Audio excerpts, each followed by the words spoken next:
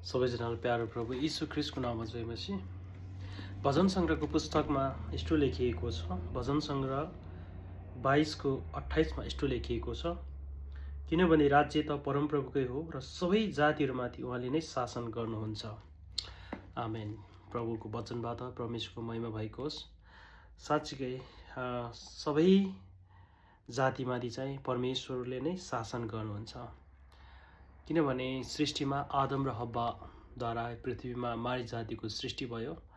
मानिस जातिलाई सृष्टि गर्नुभयो आदम र हब्बादेखि, र त्यहाँदेखि फैलिँदै धेरै मानिसहरू हुँदै अनि हामी जाति, विभिन्न मानिसहरूले जातिहरू, भाषाहरू, विभिन्न खालको भाषा बोल्ने विभिन्न खालको जातिहरू हुँदै गए र सबै जातिमाथि चाहिँ परमेश्वरले अधिकार गर्नुहुन्छ, परमेश्वरले नै शासन गर्नुहुनेछ।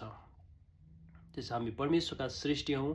जुनसुकै जाति भए तापनि, जुनसुकै भाषा बोले तापनि हामी परमेश्वरको सृष्टि हौँ, परमेश्वरको सिर्जनाहार हौँ। परमेश्वरले हामीलाई मानिस जातिले सृष्टि गर्नुभएको हो। त्यसै कारणले परमेश्वरको नै हाम्रो जीवनमा शासन हुँदछ, परमेश्वरले नै हाम्रो जीवनमा शासन गर्नुहुनेछ। स्वर्ग पृथ्वी तरेर जान्छ तर परमेश्वरको वचन कहिले पनि टल्ने छैन। मानिसको मृत्यु पछाडि एउटा जीवन छ, स्वर्ग अनि नर्क।